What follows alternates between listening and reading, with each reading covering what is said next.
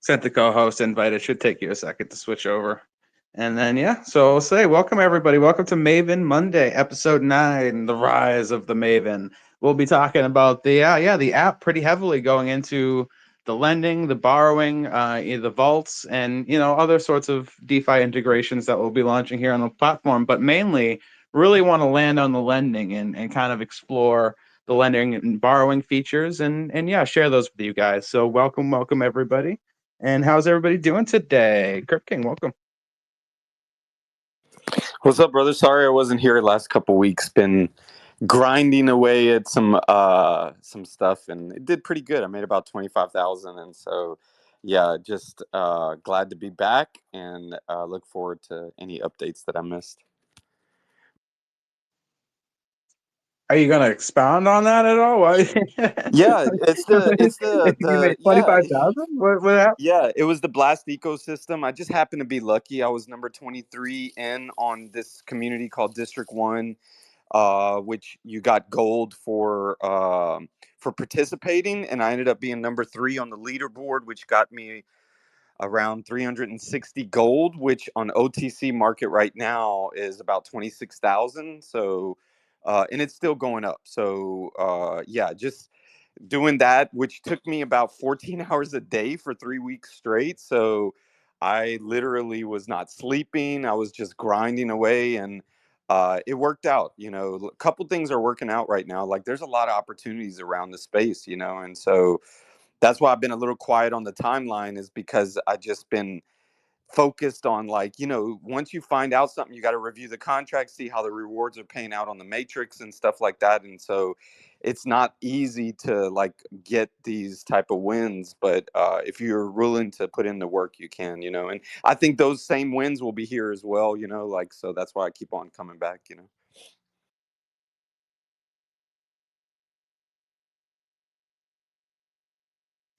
That's insane. Sorry for the late response. I got pins going up in the nest, flying all over the place. Yeah, dude, that's the Blast ecosystem. I guess I've seen just little whispers of it on my end. Yeah, you know what? That's really cool for you, man. That's really awesome. Grinding away. You deserve some wins here and there, I think. So, congratulations to you, man. That's really cool. Yeah, absolutely. And you got to get those wins in order to, those small wins push my I have a payroll. I'm an actual company, like, so those small wins allow me to push payroll. It allows me to do things like show up here and stuff. So yeah, you need those small wins to keep on, pushing as an actual business. Absolutely. And speaking of small wins and getting a business going, welcome Alex, the founder of Maven and the new upcoming Mavryk blockchain here with Mavryk Network. Welcome, Alex. How are you doing today? Good. Just heading home, be in the car for the next couple minutes. But Crypt King, I'm actually really interested to hear about what you have to say about Blast, because they just had an exploit on one of the apps on them back going on there. Before you dive into that, I think they nailed the thing that the majority of users in crypto care about, and that's just like they're in it to get some sort of yield, and they've gamified that and done so well with, like, what, the tech multi-sig decentralized doesn't really matter. Whatever works easiest, whatever works best, and then like we can, as decentralization is a spectrum, we can decentralize later. Um, I think that there's not necessarily a need to do that. You can have your cake and eat it too in this world, specifically of blockchain and where we're at, but they nailed the gamified position down so well. So what's your experience using that? That's something that I'm really curious about. Like I've been telling people, like, well, first of all, there's, like, for instance, I'm on four protocols right now that are free to enter, that basically are allowing me to test certain things out. Like one of them is called Blaster NFT, and what that is, and it's a wild concept. So it's called refundable NFTs, where, let's say you buy my NFT and I decide I'm only going to take 20% off the top of what you bought it for, but the 80% stays inside the smart contract from every single purchase, well, Blast will come back and pay you 15% on top of that 80% per year. And as people are pulling off, they're paying you rewards. So I'm like, dude, I'm seeing things that like, I'm like, wait, what the like, what am I hearing here? You know, like there's a project called Piggies on Blast that you buy that NFT and they don't never take the money out that NFT. They make money off the yield rewards, the 15% yield rewards that Blast is paying. Anytime you want, you blow up your piggy like a piggy bank and you get your bonus plus whatever gold that is there. So like, dude, I'm feeling like it's something that's different. It's fun. And what they're doing is instead of like they're taking the marketing money and they're just giving it to people that are actually using these test nets, you know, and stuff. So I know one friend played this game called Captain and Company free for a month and a half straight. He got the equivalency of 50 ETH for playing a free game. So I think that they're the future. I don't want to go back to the ETH mainnet myself. And I'm fucking having a blast, you know, like, no pun intended, but I'm having a great time, you know. And so for me, that's one thing that I was not having was fun. I was grinding, and now I feel like I'm grinding, but I'm having fun while I'm grinding. And so, for example, I'm in a test net right now that Franklin is board just joined like 5 minutes ago, and everybody's like, "Oh my God, Franklin's here!" You know, like, and that's just going to bring more exposure, which is going to get more testnet people more money. So, like, I love what they're doing. I'm still skeptical because, like, you know how OTC works. I'm nervous that the OTC price is actually going to go down instead of up as they dilute the market with more and more gold. But I'm excited to be part of an experience, and I think that um, everybody should at least come over and just experience Blast, you know, just to see how it's different. And yeah, but that's my take on it. You know, I think that going forward, we're going to see significant change all around the blockchain. And if you're not at least exposed to it, then you're going to fall way behind, and it's already going to be too late for you to profit off of, you know? Absolutely. And I think this is a good kind of entry point to clear the waters for anybody new coming in, new to the ecosystem, new to Mavryk, new to Maven. Yeah, while we're talking about the Blast ecosystem, right? And that's because we are all in love with Web3. And that's what we're here. That's what we're here to do, to learn about, and learning about cool technologies. You should never stop. It doesn't matter where you are, what you're doing, what you're building. You should never be, you should never stop learning. And that's one of the amazing things about that. And seeing your friends Real win. quick, Alex, I did pitch y'all to Juice. I don't know if you heard of Juice Finance, but like they're huge on Blast.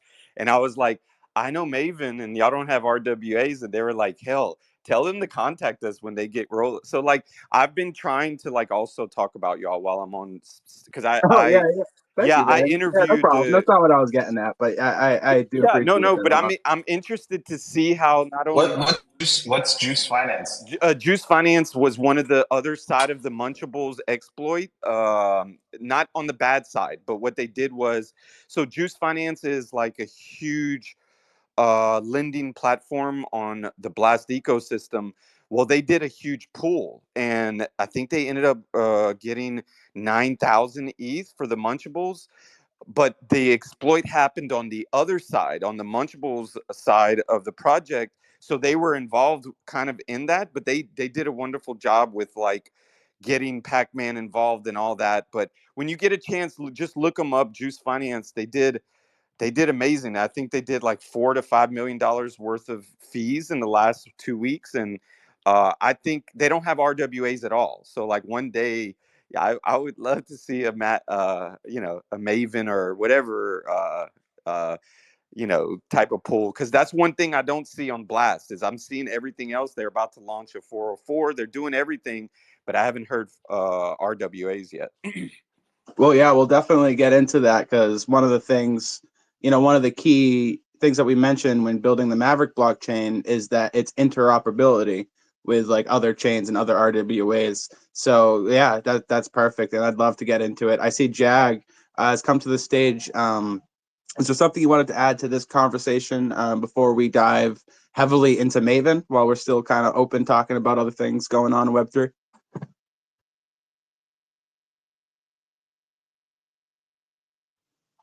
Is he? He's hiding behind my mute button. I can't tell if he's actually a speaker or not. But I did. He I shows did see he speaker on my request. side too. Oh, okay, you there, Jag? Oh no, sorry, sir. I just by mistake. Sorry. No, it's all right. I saw that you joined the stage. I was wondering if you wanted to hop in the conversation, if you had something you wanted to add to what we were saying at all. Oh no, nothing. Sorry. Thank you. Okay, no problem. If you have any questions about anything we're talking about, just let us know. No. Just listening. So yeah, Crip King. So you're saying about RWAs? Yeah, I think it's gonna be really interesting to see how RWAs end up working on ETH-L2s, because the ecosystem there is pretty fragmented, and so as my dog goes nuts that I'm home. So anyways, the ETH-L2 ecosystem is a little fragmented, so it's gonna be interesting to see where the RWA companies end up putting their assets, because like I think Ondo's on the L1 for ETH. They might be on Arbitrum. Realty is on Gnosis chain of all places, and then Lofty is on Algorand. So it's going to be very interesting to see where those RWA issuers end up really deploying their assets. I didn't know that it was on Algorand, that other company. Yeah, that's wild. It's kind of spread out then. Like it's not in one spot. That will be interesting to see. I didn't know Arbitron was already diving into that. That's cool. Well, it's the blockchains themselves are focusing on tech that are choosing the chains. I mean, obviously the blockchain, the business development teams behind them are pushing that forward. But for example, like the Republic Note is on Avalanche. We've actually got a Mavryk space that we need to announce with a guest speaker from a RWA issuer. So that'll you'll see an announcement from us coming soon. Yeah, it's very spread out. The RWA space is extremely nascent and early, and so that's one of the reasons why we were like, okay, look, everybody's just hyper focusing on this spinning wheel of not building products. So there's a place in there to actually open up and deliver value. And so that's kind of like where we're going with Maven. Was when we designed Maven, when we originated the thought of Maven, is we wanted it to be like a lending bank on the future of RWAs. It started off on Tezos. At the time, Tezos was just kicking it off with security tokens. Aspen Coin was coming onto Tezos. And the security token space essentially just like took a little while it fizzled out for the most part. And I think a lot of that was due to an immature market. But the Aspen security token, the Aspen Hotel is really one of the most like flagship things that actually ended up getting tokenized and put out for sale. And then from there, it was just smaller beans. So that was the original kind of, let's say, that was one of the missions that we had was, and it's in our deck, interestingly enough, for Maven, is eventually lending on security tokens. That was like the vision of where we're going to go take this. And it essentially, with on-chain oracles and then with on-chain with an on-chain treasury, it turns Maven into this almost like a mortgage bank or an investment bank that could then actually go invest in those RWAs. And so it brings us to where we've evolved from in this originally being an algorithmic stablecoin lending platform to peer-to-peer lending that then supports using RWAs as collateral. And so now we're building out everything in the back end to go then support, expanding essentially to support RWAs as lending. But besides for that, we're going to dive in today into like the lending and borrowing aspects of Maven Finance. Yes, we are. I mean, just starting with the first pin, right? The first question. You ever tire of earning 3% from your local bank savings account? Ever wonder how you can earn more? Well, Maven's interest rate model dynamically adjusts accordingly to supply and demand and the pool's utilization rate, optimizing returns and managing liquidity risks. So tell us about that, Alex. How is the interest rate model? Tell us about it. Is it unique? Is it superior to everybody else? I should phrase that question a little better. What makes the interest rate model unique in the lending space, or Maven compared to other ones? So the interest rate model is actually pretty standard across the board. It's a dynamic rate based on the amount of liquidity that's there relative to the amount of utilization. Utilization meaning the amount of the percentage of liquidity that is borrowed from the pool of funds that's deposited. So the it's a dynamic rate. It adjusts according to how many people are lending or borrowing. It's not a fixed rate as like a lot of, let's say, mortgage lending is. For RWAs, different story. We're gonna create like a fixed rate for that. But when it comes to lending and borrowing, as it currently stands, it's 97 or 98% of crypto loans are on a dynamic rate. Technically, Aave and Compound have fixed rates. No one uses them. The overwhelming majority is on stablecoins and on dynamic rates. So essentially, the way it works is the more if you've got like $100 million of liquidity sitting in the USDT pool, but only 20% is borrowed, so you've got a low utilization rate. Rates will be rates will be low, and that encourages more people to borrow, which then takes more money out of the pool. When you have, let's say, $100 million, but there's a 75% utilization rate, it's really high. So there's, of that 100 million that was deposited, 75% is now out and lent out to other users. So the utilization rate is high. And then if more users want to come in and borrow, there's not a lot of liquidity left for them. So the interest rate goes up, and that does two things. One, it incentivizes more people to deposit liquidity into the pool, so they can earn. If something's paying out 10, 15%, you'll obviously want to deposit stablecoins there. But on the flip side, the interest rate for borrowers goes up, and that incentivizes them to pay back their loans, and therefore basically replenishing the yield pool with liquidity. So it dynamically adjusts based on this utilization rate, and it's pretty standard across the board. I think most people are using Aave's model at this point.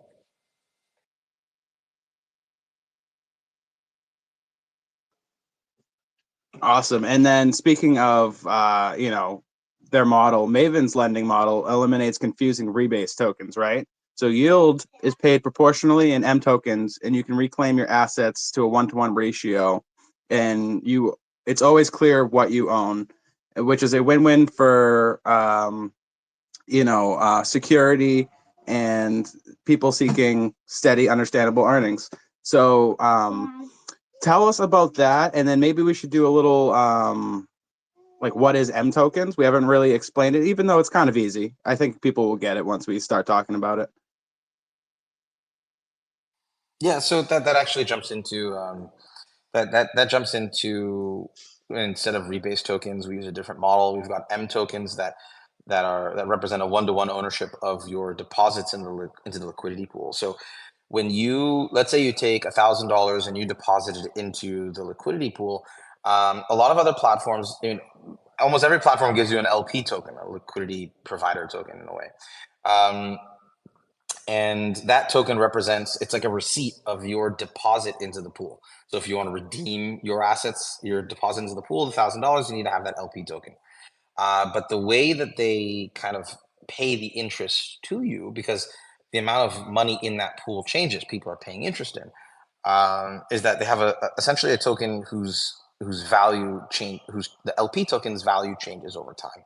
And so the way that it works with Maven is that if you deposit 1,000 USDT into the pool, you get back 1,000 MUSDT tokens.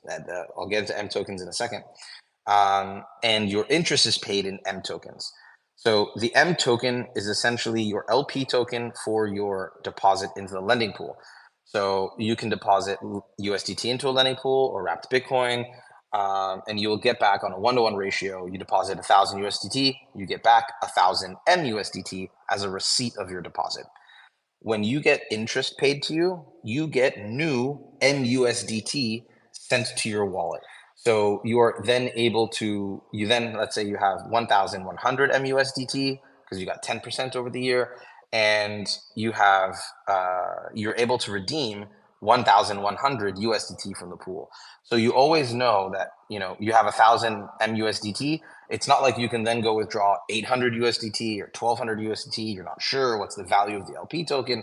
No, you have 1,000 MUSDT. You can redeem 1,000 USDT. It's a very clear-cut, simple, and easy to understand mechanism.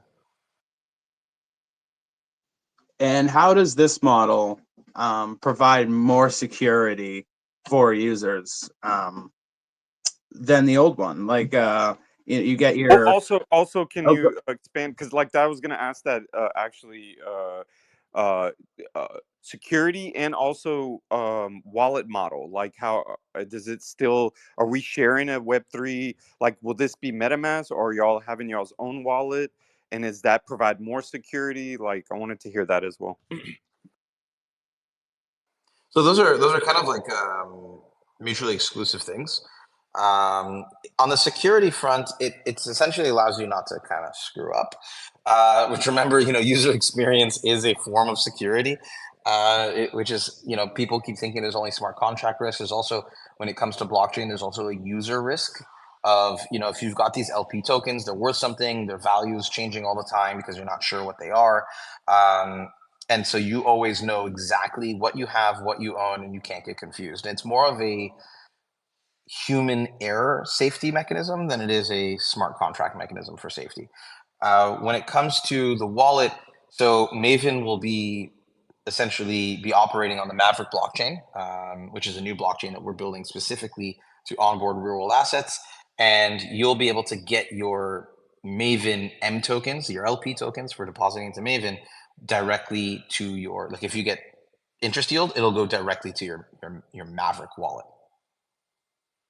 Okay, and how does this work? And I know every jurisdiction is different, but when you said, like, I'm hearing separation kind of like different funds, is it taxable wise? Like, is this like, when you have interest going one place and something going up, is it beneficial for businesses for tax wise on this, or like, is there a reason why one's going to the other and another's going another place? Typically, people use like more of a rebase token in order to save on that tax wise, because there is an opinion that when you get a token, you have to pay tax on it at the value at that time. LP tokens are just a receipt of the fact that you can use it to redeem value later. It really depends on the jurisdiction that you're in. I would agree. understand. I could It's hard to understand answer how. that. Yeah, that's a hard question. I'm sorry. Yeah. And so, but No, that's fine. It's it's one of the things like with Tezos where they're moving to like this AI based model, the dynamic inflation, because if the price of the token goes up and you only get value when you sell it, then it's capital gains as opposed to income when you get staking rewards coming in. And there's a whole other discussion that staking rewards should not be considered income, but it should be more of like how farmers produce like fruits and vegetables, how they produce produce, not to use the two words back to back, but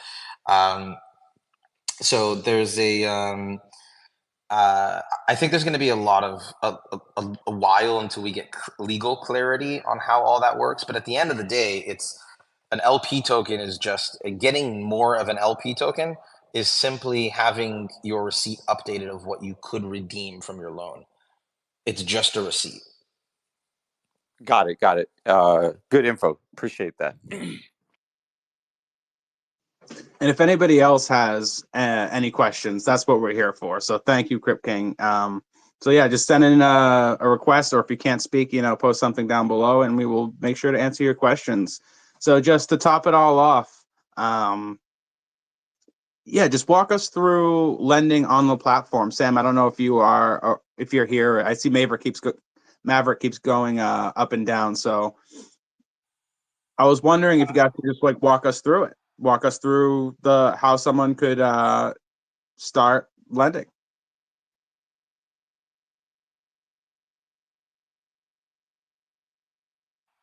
Having like incredibly bad internet problems, guys. So if I cut in and out, sorry about that.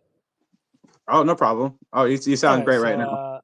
Okay, so let's start with I'll cover. Sam and I have the same exact internet, so like I think this is Sam. Are you on Wi-Fi or mobile? Because we actually have the same mobile as well. I was on Wi-Fi, but it got worse, so I switched to mobile. Oh yeah, mobile all the way. Yeah. Something's up with our Wi-Fi.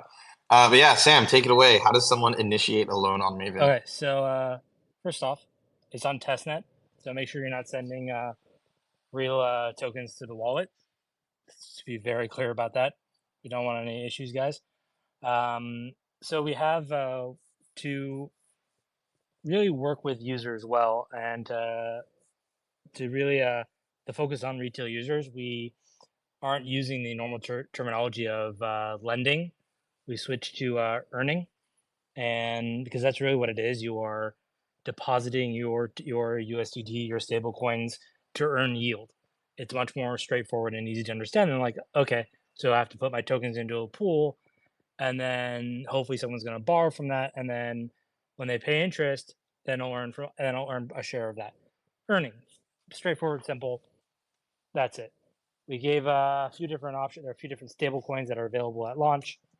You can find them on testnet. Right now, it's USDT, Euro, and others.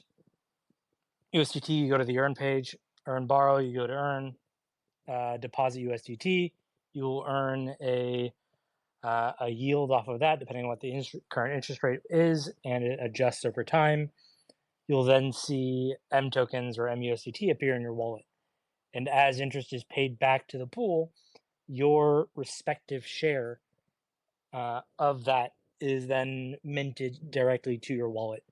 So the mTokens that are your rewards for your yield for depositing USDT to be used as by borrowers is minted. Those mTokens are minted directly to your wallet. It's not they're not minted by the contract and then sent in a transaction to your wallet. They will just appear as in your wallet as they're minted directly to it.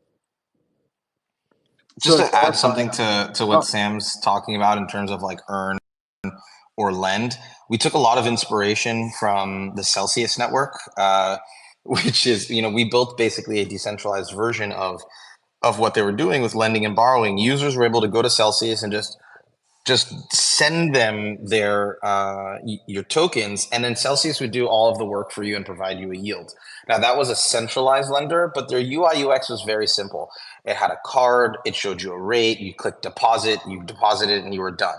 And the same thing kind of exists for on-chain lending, except for the borrowing part for us is all on is all on chain and on smart contracts. But we wanted to give a similar easy to use experience when it came to, hey, I've got these tokens. I want to earn a yield on them. I just want to click here and deposit and be done. And all that stuff on the borrowing side is all on chain. Everything's decentralized. That's a big differentiating factor between Celsius and what we built. But they did a really great job of this consumer experience of, click, send, forget. And that's what we built into the lending feature, the earn feature of Maven, which is you click, you set how many tokens you want to deposit. You get your yield. The yield is paid back in a very clear, easy to understand format with the mTokens, and you're done. That's it. And then I wanted to ask a question on the wallet, right? So you can see it gets minted directly to your wallet. So you will see the tokens increase or decrease right there in your wallet, kind of live in real time, for lack of a better term there, Sam. So I know Increase, not just decrease. Yeah, no decrease. Okay, cool. Increase for yield. There is no situation where funds would be taken out of your wallet without you doing something. You would have to be doing a contract interaction with the pool to then withdraw your USDT in order for MUSDT to be removed from your wallet. That MUSDT is then burned. To be clear, like it's very much non-custodial, 100%. Everything, all the funds are in the control of the user and per the permissions that they give. That kind of thing. Yeah, that's amazing. I was just to touch back on the old systems that we've had in the past. I know LP tokens, you can't really see what's going on with those until you kind of withdraw it, and then you kind of measure the change from there. So that's actually really awesome, being able for the mTokens, being able to see those live in your wallet. So I just wanted to clarify and highlight that.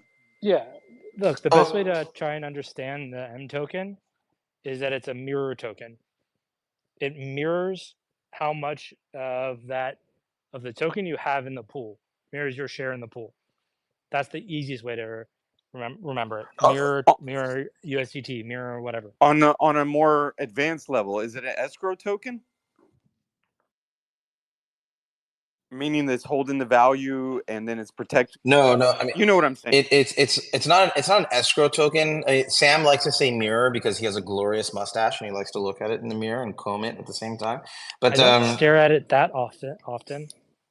Let's go. I like to mention his mustache as often as possible. No, yeah, you have to understand. I'm quite jealous of Sam's mustache. I want a mustache too, and then Sam's like, "No, Alex, it's too much." But guys, there's literally a day when we both wore the exact same shirt, and he had also kind of given himself a bit of a mustache. That day, it was too much. It was too much. That's too much. Hard pass. Yeah, it's a little Persians start to, like, if I grow a mustache, I look like my dad. But if I don't have a mustache, I don't. Crib King, stop. Wait, I have a solution. Just two of you wearing no. That's weird. Everybody pause. Everybody pause for a moment, please. If the three of us please. do it and have a mustache, we're just a gang now. So I don't know. Wait, Crib King, are you Persian? We just uncovered something massive. Crib King, are you Persian? Yes, from Boucher. Oh yeah, we knew that. We absolutely knew that. Yeah, my real name's Ali Farhad. So you can get me some uranium then. I don't know about that, but I'll try. Boucher's where they've got one of the nuclear plants. Dude, I'm half Persian, man. How have I never known you're Persian? And you know what's crazy? I knew you were because you guys have talked about this.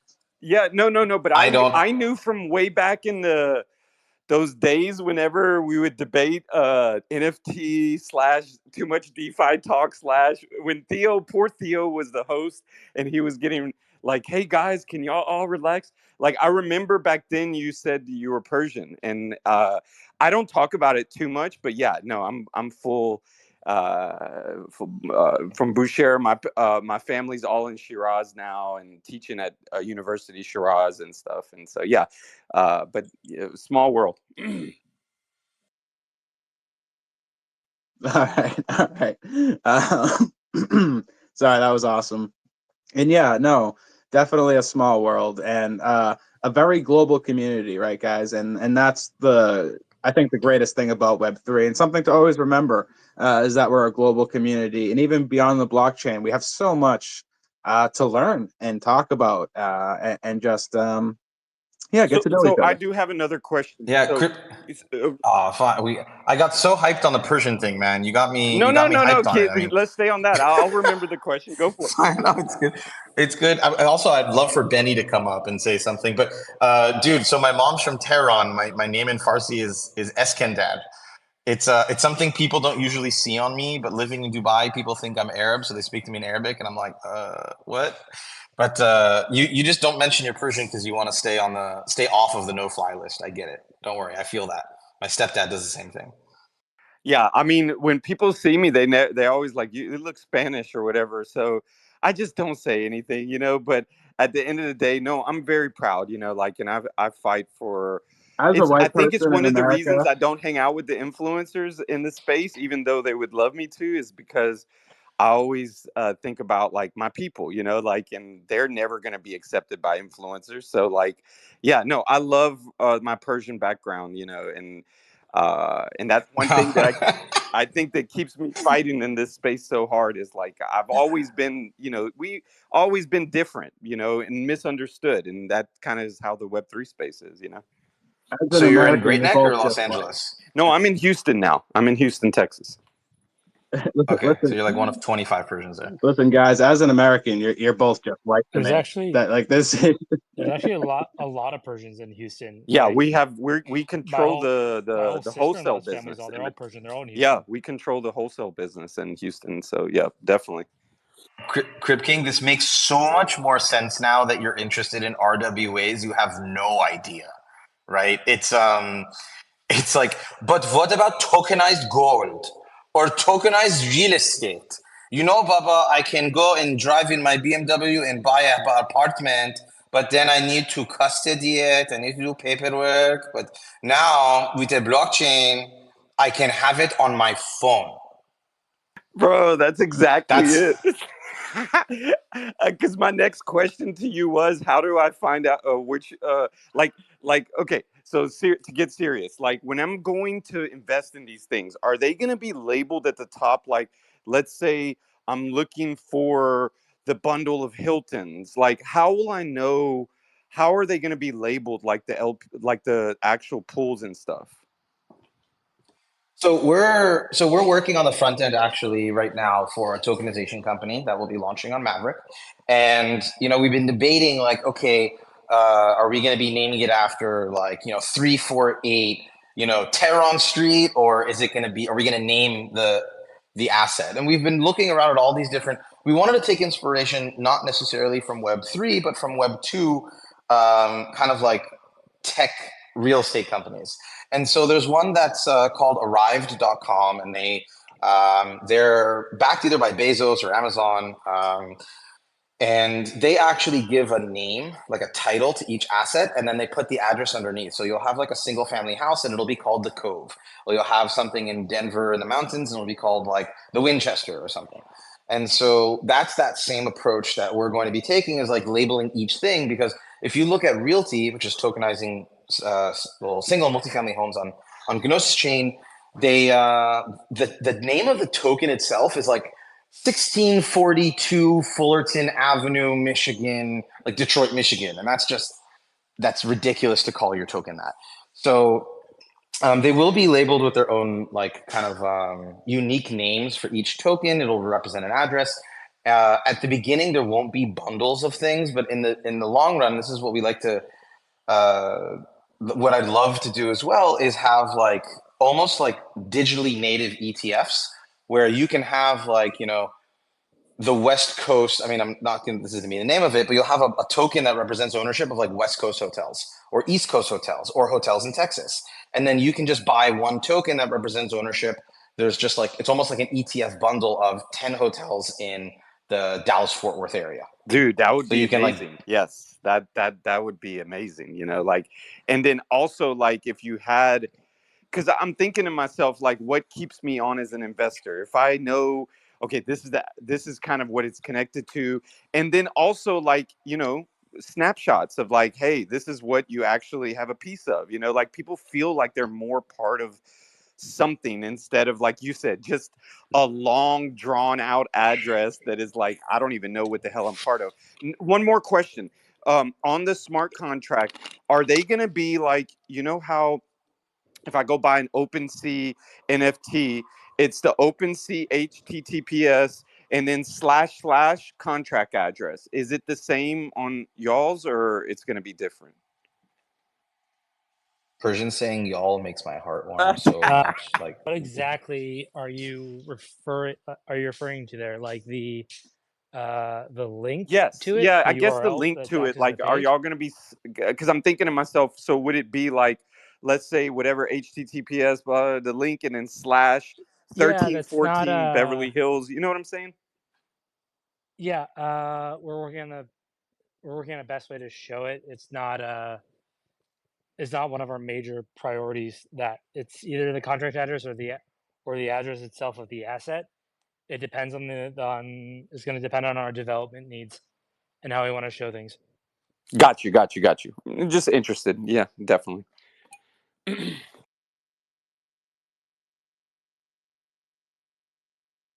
Okay, we also want to make it readable, so having that address like readable there will be up there, but it's really just depends on what we need to what we need for the actual development and building of the page.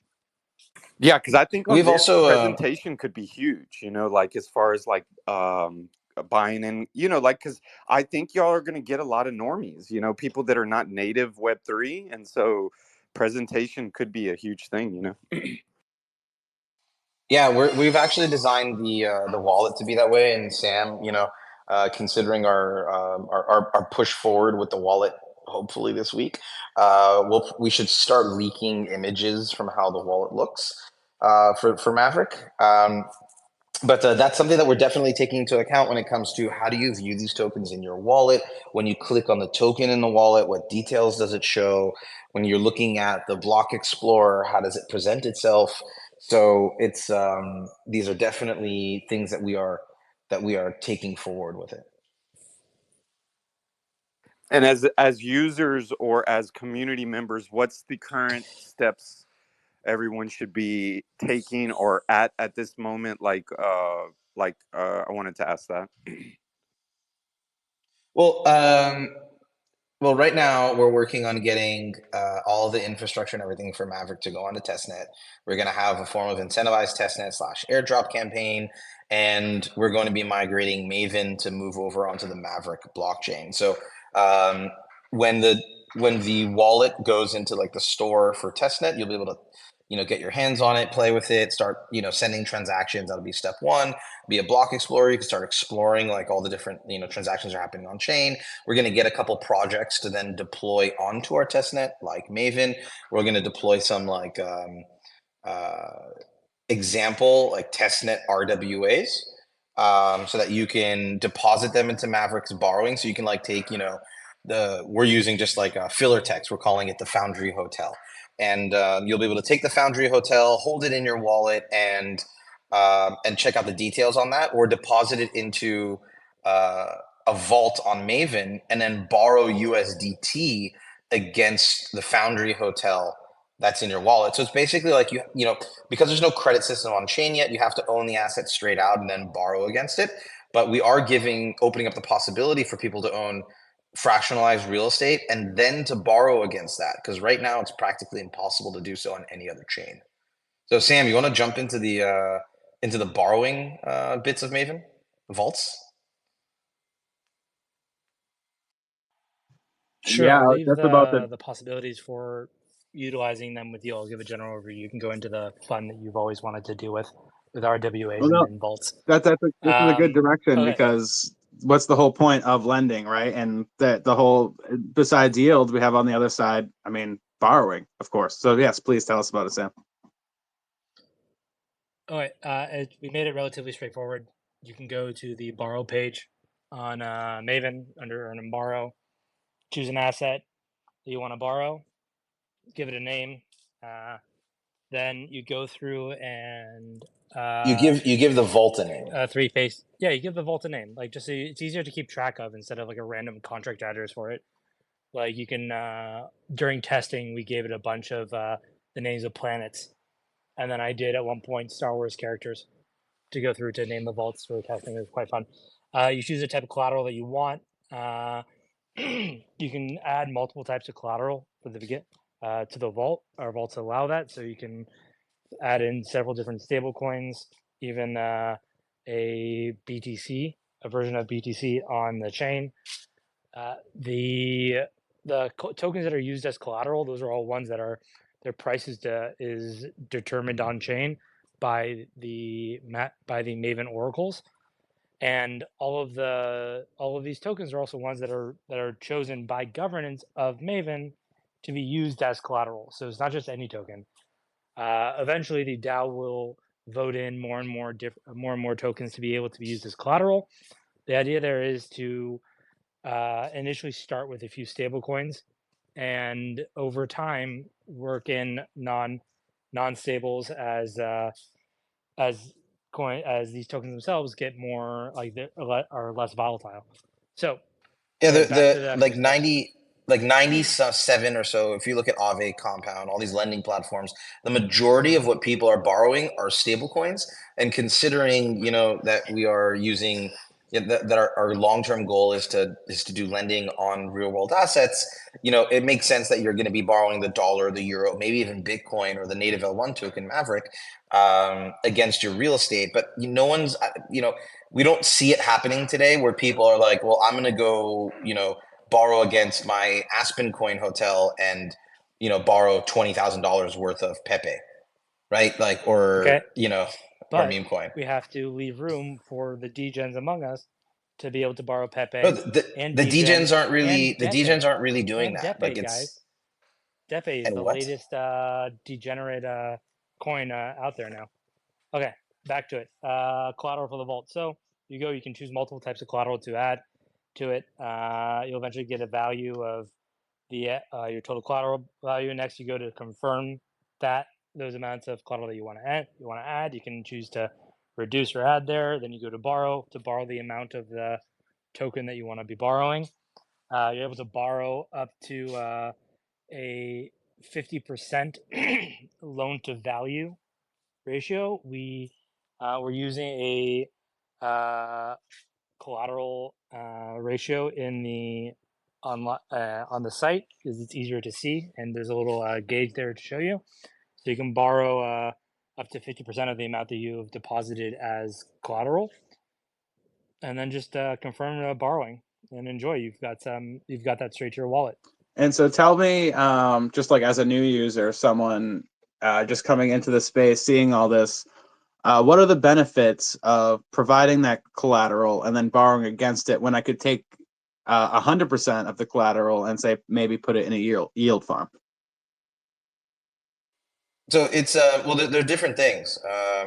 When you put your money into a yield farm, you're essentially what you're doing, but you don't really put your money into a you get the spirit of the question, though, Yeah, right? Because you yeah, put in yeah, money, so you get you're 50% of it back. Why not just keep the 100% and do something else? So well, you're not that's the getting rid spirit of of you're not borrowing. getting 50%. The spirit of Yeah, but borrowing is first. you're not getting 50% back. So there are different types of risk profiles for different types of users. Some users want to take their assets and lend them. Basically, when you provide liquidity to a DEX, what you're doing is essentially lending your money to be used as liquidity for people to trade.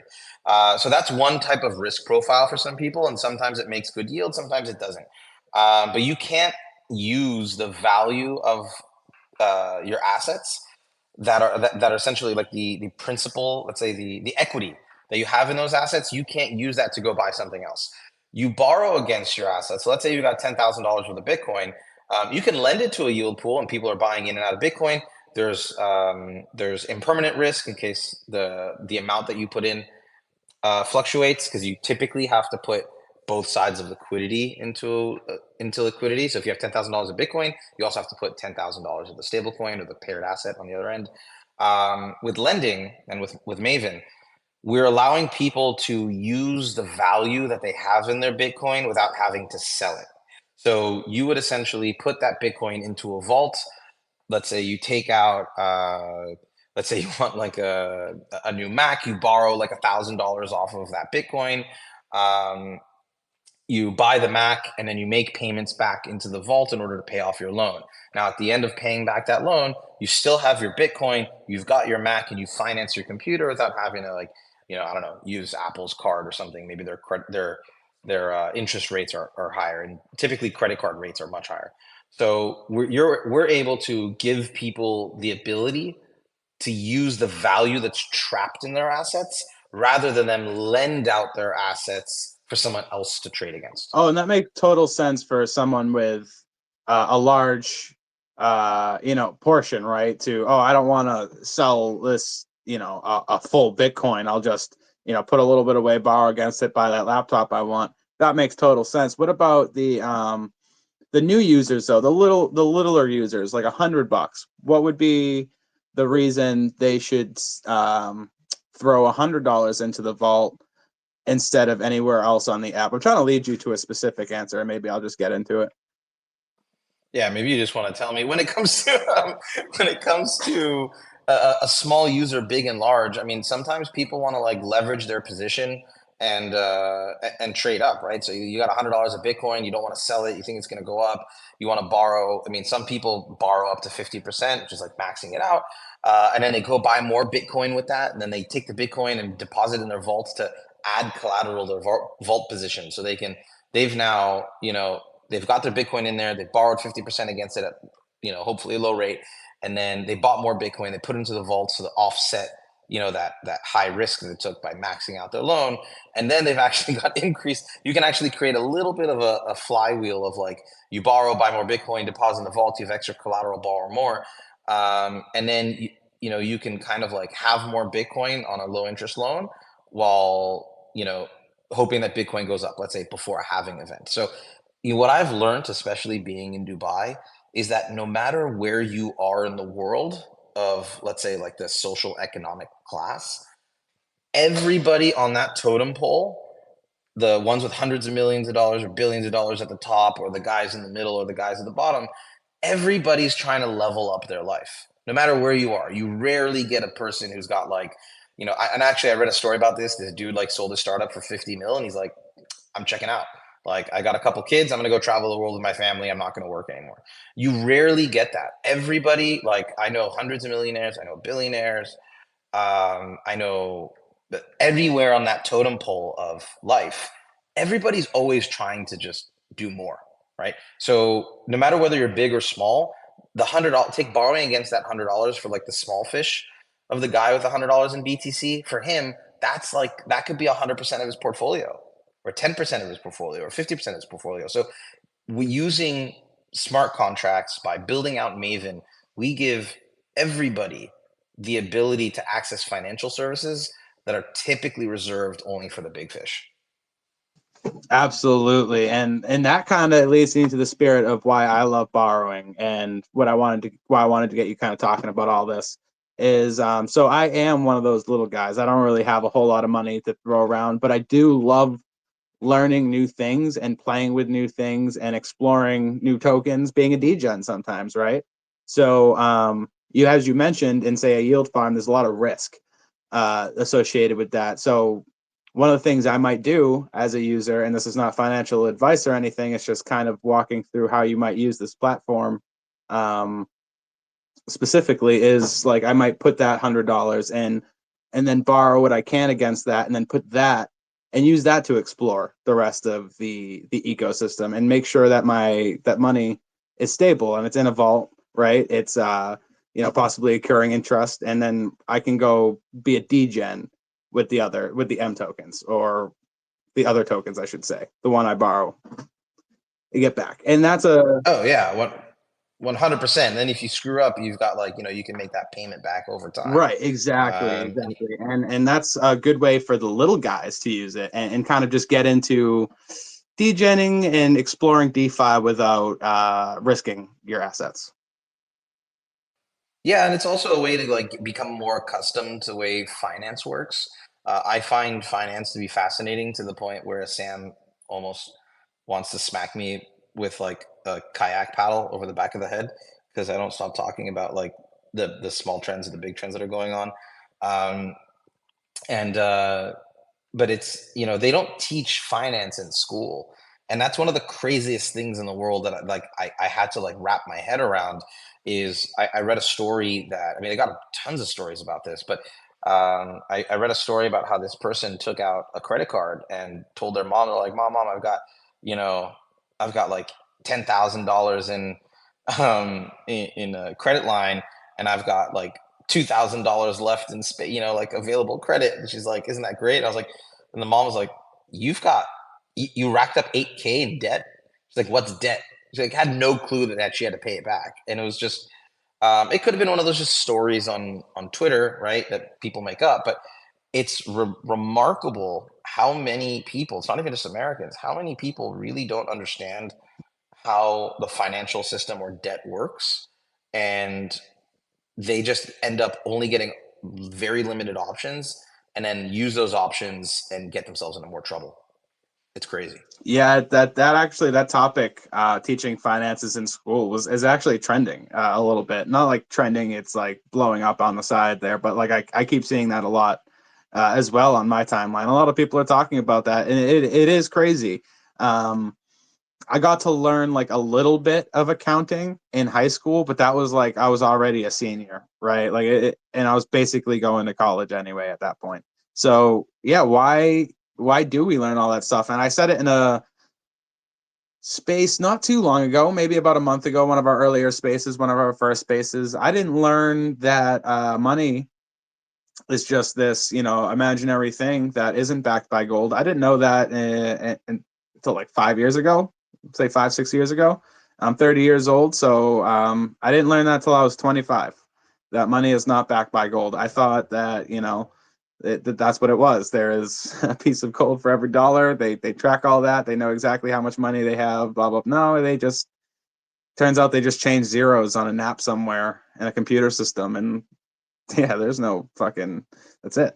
It's all digital. Yeah, I think it's remarkable about how so many, how I don't know, maybe the majority of people, or just at least a heavy proponent of people, don't understand that, or supply and demand, really.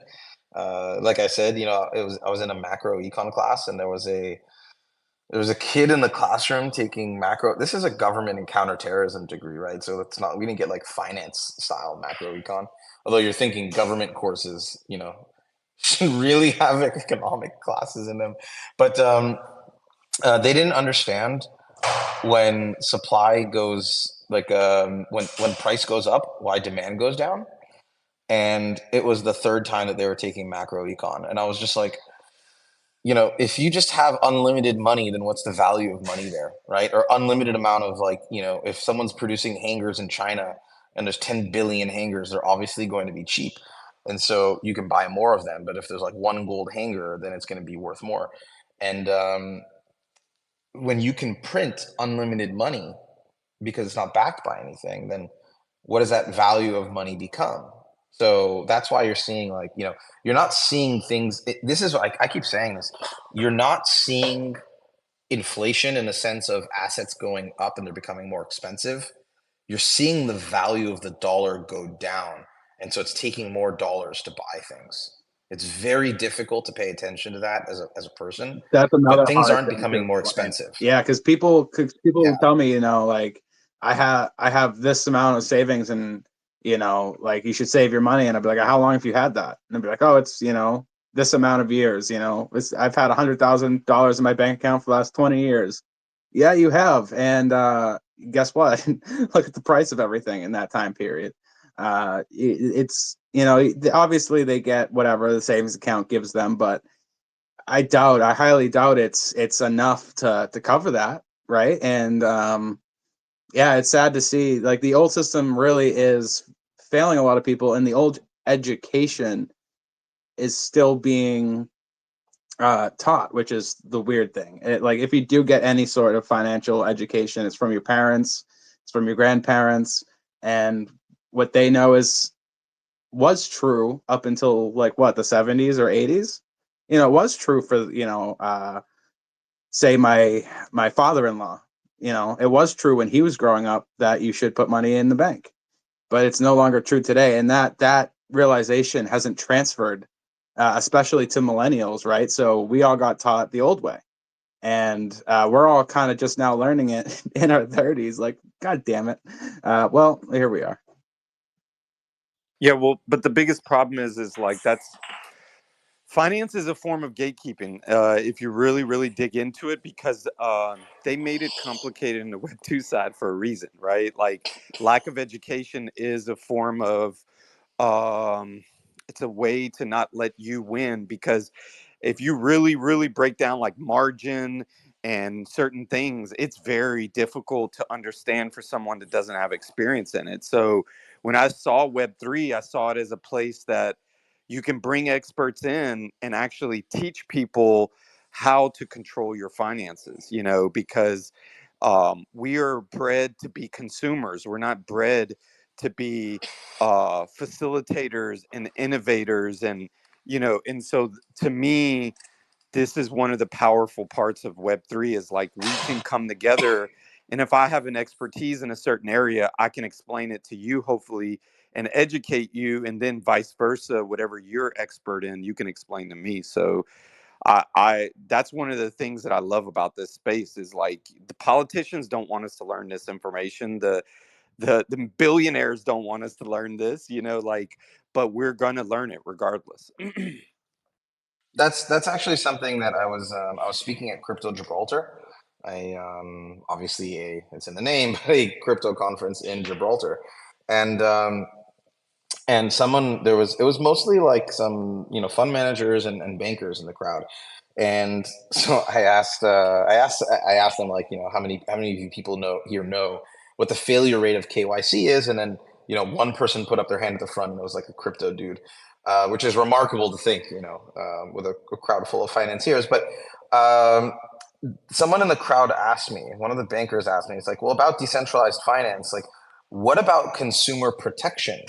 What about all these consumer protections that regulations and banks provide consumers? And I looked at him and I was like, I'm gonna flip this around on you. Like, what about consumer protections? Like, you guys don't protect the consumer, you gatekeep the consumer. DeFi is the consumer protection from government overreach and overregulation. So it's but Kripke, you kind of dropped down there for a second, but you've got this system that originally was designed to protect people that has now gate kept them out, and DeFi is now allowing people to get into places that they never had access to before. It is this lack of regulations in an interesting, like, kind of twist of the mirror is the consumer protection, because now we have to protect ourselves from the government, from regulation, from banks. Yeah, that Not is only that, true. we start to see how dirty some of this stuff. Like the higher up the more the more you realize, like, wait a second, this game's a little rigged. But then you can figure out how to play amongst, how the charts move and things like that. So yeah, you can start to, instead of being just like completely blind. The more information you have, the stronger the investor you have. So like you are. So like yeah, I try to use all of that as to my advantage. I totally agree. 100%. Hold I mean, on, Alex. Before we go yeah. any further into it, I just wanted to welcome Kelly up. Kelly has joined the stage as well. I just want to give her a chance to jump in the conversation if she has something to say. Welcome, Kelly. Hi. Yeah, I was a little triggered by the whole house part, and considering you guys were also talking about how banks don't actually have the money. So it's pretty frustrating when you get a mortgage that you have to pay so much interest that you can almost buy a second house from the interest you're paying, and it's not actually money that they're. Oh, I'm paying a third, Kelly. A third of my payment goes directly to interest. Yeah, so yeah, for us, or at least for me and my boyfriend, I think we could buy another house. Like, we can buy 2 houses of the interest we're paying. So it's kind of like, if you talk about interest and inflation and how the interest rate goes up, and it even makes less sense, right? Considering it's not actually money that they kind of provide you. It's more of a digital transfer or something. Like, here's a number, it's now digital on your account. Yeah, and I'm glad you're here, Kelly, Oh, it's because as another homeowner in America, they're really trying to like get you to sell your house. They're like, hey, look how much your house is worth.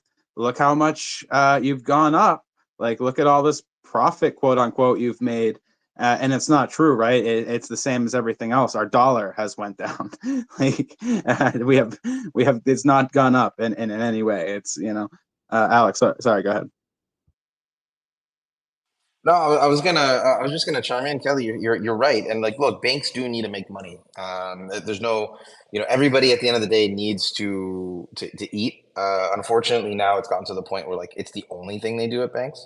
But they actually go up and end up like packaging your mortgages and selling them off. But it's that's another motivation to why we built Maven and what makes Maven so different from every other lending and borrowing platform out there. If you pay attention to, like, every other lending and borrowing platform, yes, they're decentralized in the sense of, you can lend into this contract or borrow from that contract, but what happens to the yields? Where's all the money going from the interest there? And so what sets us apart is that we've actually built a digital co-op or credit union or building society, depending on, like, where in the world you're from and how you say this. But us as a dev team, Mavryk Dynamics does not get paid from the lending. The lending interest that's paid into MavenFinance. All of the money goes into a decentralized treasury that's controlled by this decentralized board of directors called satellites with Maven. They're kind of like validators in a similar fashion. And then the validators can choose to pay Mavryk Dynamics or another dev team to contribute updates to the chain, to the banking protocol, or to do marketing or whatever it is. But the difference there is we've built a co-op. So the more you use Maven, the more you contribute to Maven, the more you kind of become a partial owner of the protocol itself. So it's not just a decentralized lending and borrowing. It is giving the ability of you to become a part of the bank itself. And to circle back to Celsius, this is actually unbanking yourself. You become the bank itself. 100%. What is have y'all already released the specs on the validation, being a validator and stuff? No, we haven't released. Well, you'll be able to run it. We're going to be starting off on running it on some form of a cloud. Right now, we're running ours on clouds for testnet. Eventually, you'll be able to run it on like a small computer, like a Raspberry Pi. We haven't released the numbers for how many MVN tokens you'll need, but it's going to be affordable. I mean, the whole point is to allow people to become a satellite. The only difference is that you can become a satellite and only run governance, or you can become a satellite and also run the oracle needed for the data feeds, for knowing the oracles from the satellites actually provide the data, so we know how much the collateral and the vaults are worth.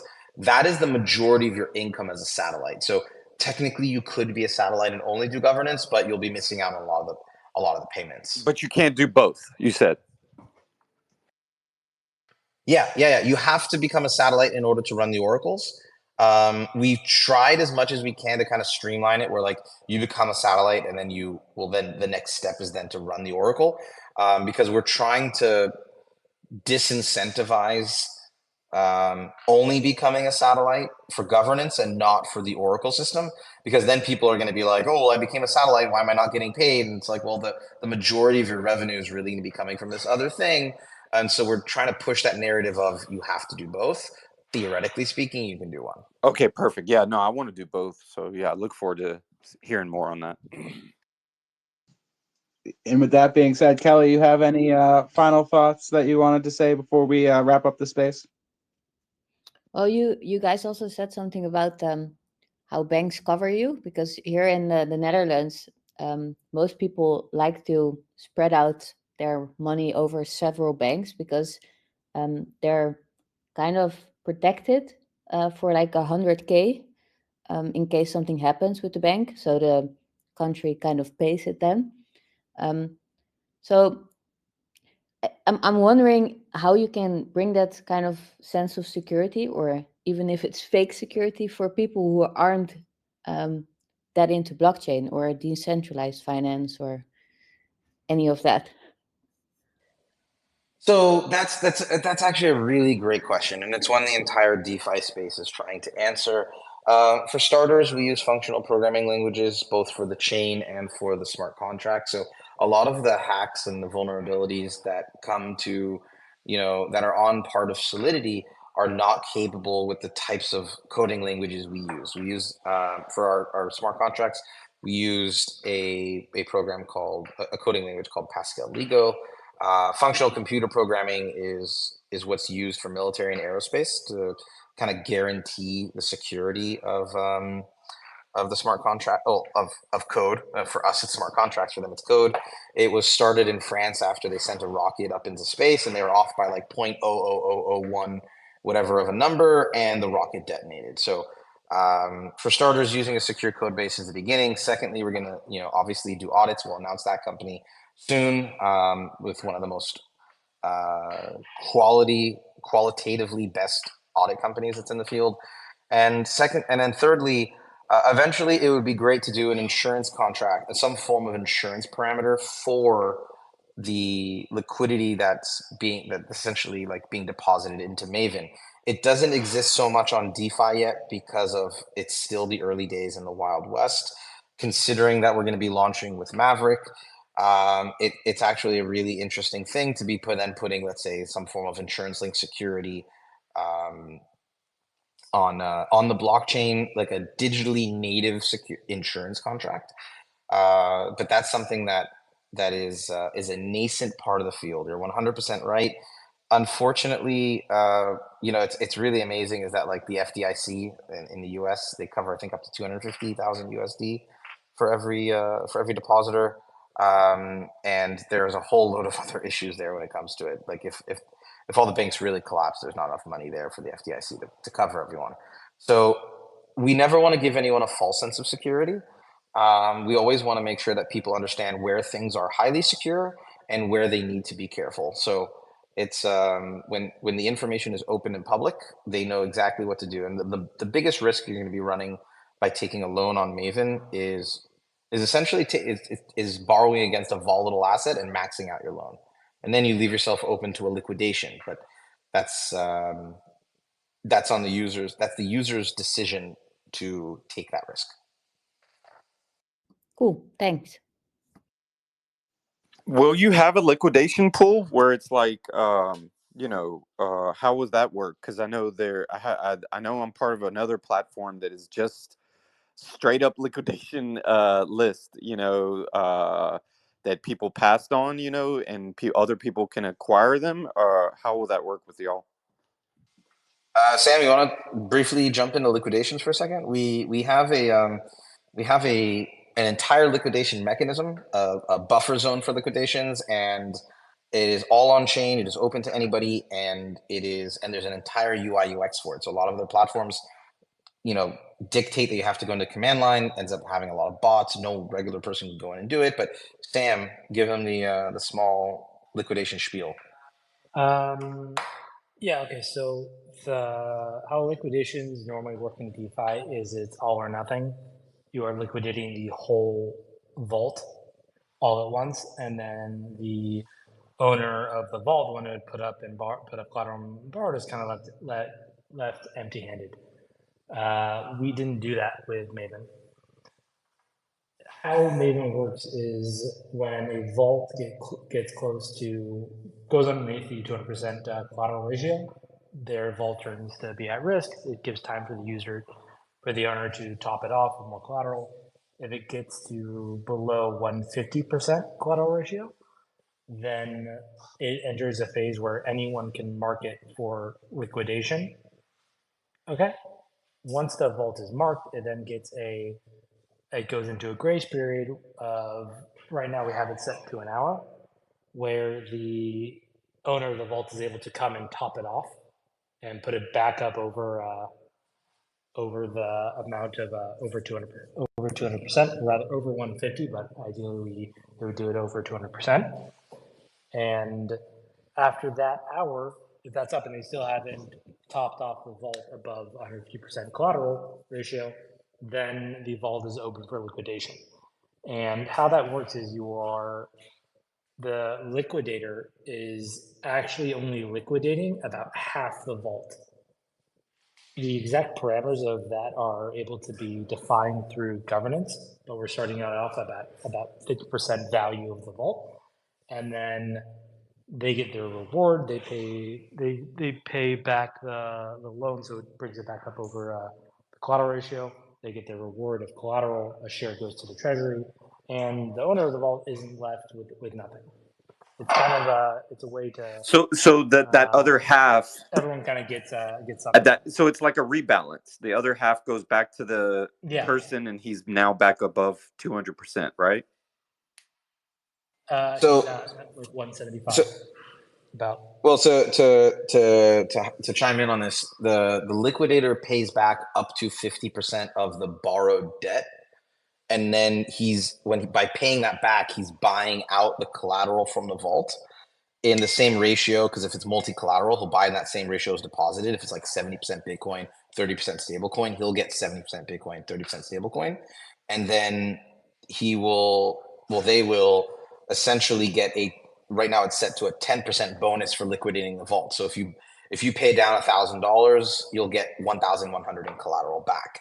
What that ends up doing is is placing the vault back into a healthier position above, I think, yeah, Sam, I think it's about 175. So the borrower is not completely screwed where, like, you know, his loan is foreclosed on and he lost all his collateral. He still has, you know, some collateral left in the vault. The borrower makes a profit. MavenFinance's Dow Treasury makes a profit, and the liquidator makes a profit. So it's kind of like a win-win-win for everybody, but without screwing over the borrower completely, which is kind of how it works today. Yeah, I in love the that. platform. I love it. It's a very smart move, and it keeps people in the game. So very smart. Yeah, I mean, it's yeah, think about it this way: when the bank forecloses on your house, they take the whole house and all the equity that you basically had in it, and then sell it in the market ASAP. So they'll sell it at a lower rate, and like a lot of the times, the bank doesn't care what they sell it for; they just care they get their money back. So they will sell it for whatever they need to above what they made, or well, what they need to get. And theoretically speaking, some mortgages will like allow you to get that excess equity out, but the bank doesn't care to give you any equity back. So they'll just sell it above what their closing costs and their money is. So in this case, we protect the borrower, the liquidator makes money, the Maven DAO makes money, everybody stays, you know, well, relatively good for a bad situation. All right, everybody. We are about 20 minutes over.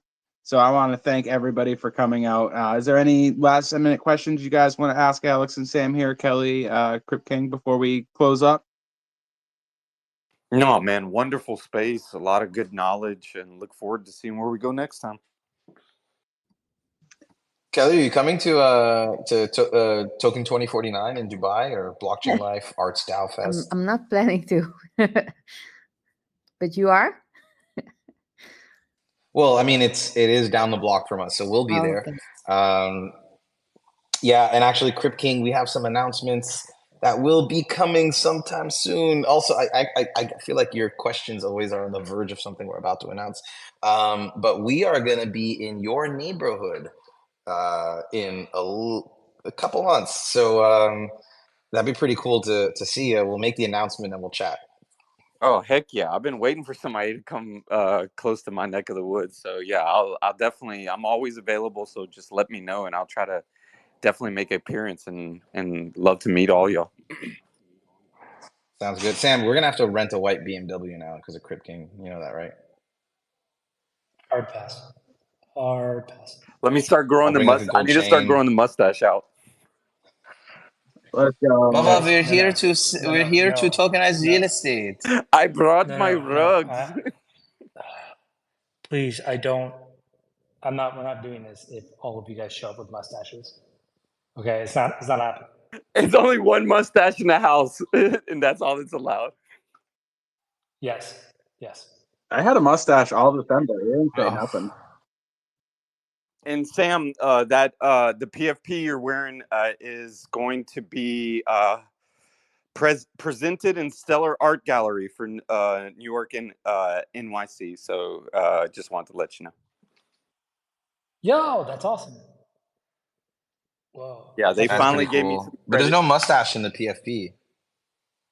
I need We to can add a fix that. stash on it. We Yeah, can that's fix that. Yeah, we can fix that. We can fix that. But that being said, everybody, thank you guys for coming out. What you guys can do right now, Crypt King, you asked that up top. I would really love if you enjoy the space, share it out. Let everybody know we do this every Monday, 5 p.m. UTC. We will always be here talking. Let's spread the word, get it growing. Let everybody know, educate everybody on Maven, what they can do. RWAs, all this cool stuff, and all this cool DeFi stuff that we're constantly seeing and talking about every day. So yeah, let's do it. Let's grow together. And another thing, join the Discord. We just wrapped up our another meme competition. We just had 3 winners, $60, $30, and $10 respectively. So congratulations to those people once again. And we will be having another competition very soon. So if you haven't joined the Discord, either Maven or Mavryk, they're both bridged now. So if you join one or the other, you'll start seeing people talking amongst both. So please hop in there, get the conversation going, and that would be the best way to support us right now as we as we work behind the scenes. And yeah, you'll keep seeing amazing announcements and more things coming in the future. With that being said, thank you, everybody. And yeah, we'll see you next week. Goodbye now.